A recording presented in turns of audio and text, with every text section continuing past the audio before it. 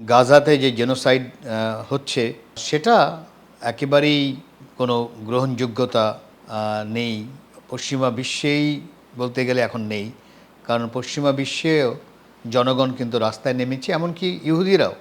ইসরায়েলের ভিতরেও যথেষ্ট সমালোচনা হচ্ছে এবং নামি-দামি যেসব ইহুদি স্কলার আছেন বা হিস্টোরিয়ান আছেন, তারাও কিন্তু একেবারে সরাসরি ইসরায়েলের রাষ্ট্রের সমালোচনা করছেন এবং পুরো আইরিনিটা হলো যে রাষ্ট্র গঠিত হলো একটা জেনোসাইডের পরিপ্রেক্ষিতে, যে জেনোসাইড মূলত জার্মানসরাই করেছে।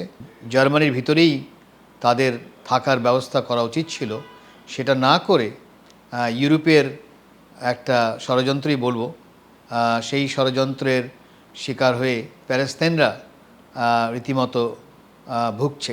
হামাস যে অ্যাটাক করলো 7ই অক্টোবরে, সেটাই মোড় ঘুরিয়ে দিল। কারণ অনেকের ধারণা ছিল যে প্যালেস্তাইনরা কিছুই করতে পারবে না, কিন্তু যেভাবে আক্রমণ করলো, কারণ মনে রাখতে হবে এই হামাসকে ওঠাবার পিছনেও কিন্তু ইসরায়েলের হাত ছিল।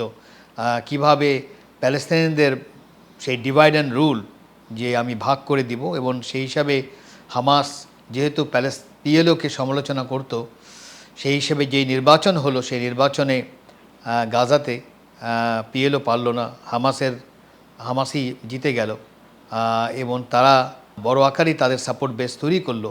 এবং ইসরায়েল তখন ভাবছিল যে তাদের মধ্যে যদি মারামারি আমি লাগিয়ে দিতে পারি, তাহলে আমার আরও সুবিধা হবে। তারা এই আক্রমণটা হয়তো এমনিতেই ভেবেছিল যে আক্রমণ হয়তো করবে, কিন্তু যেহেতু তার আয়রন ডোমের কথা বলা হয়, তাদের নিরাপত্তার কথা বলা হয়, তারা কখনো ভাবতে পারেনি যে এত বড় আকারে তারা করতে পারবে।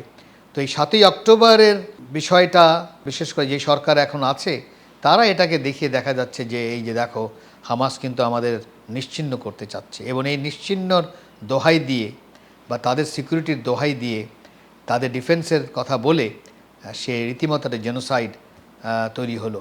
রেসপন্স তৈরি করতেই পারতো, কোনো সন্দেহ নেই, কিন্তু যেই রেসপন্স তারা করলো সেটাও ভয়ানক।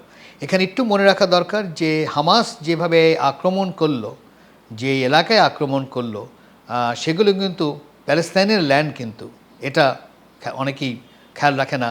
কারণ যেই বর্ডার আমরা এখন দেখতে পাচ্ছি, এই বর্ডার কিন্তু ইসরায়েল বছরের পর বছর বড় করেছে, সম্প্রসারণ করেছে, যার জন্য হামাসের দিক থেকে বা প্যালেস্তাইনের দিক থেকে প্রশ্ন করা হচ্ছে যে আমার জমি যেহেতু তুমি দখল করেছো, বা আমার এরিয়া, আমার রাইট আছে সেলফ ডিটারমিনেশন বা সেলফ ডিফেন্সে, সেই জমিটাকে উদ্ধার করা, সেই ল্যান্ডটাকে উদ্ধার করা, এটাও খেয়াল রাখতে হবে। কারণ যে আক্রমণটা হয়েছে সেটা হলো আমার ল্যান্ড যেহেতু নেওয়া হয়ে গেছে, সেই হিসাবে আমি আক্রমণ করছি। তো এখানে কোনটা লফুল আর কোনটা আনলফুল, সেটা কিন্তু নির্ভর করবে কে কোন দিকে নজর দিচ্ছে।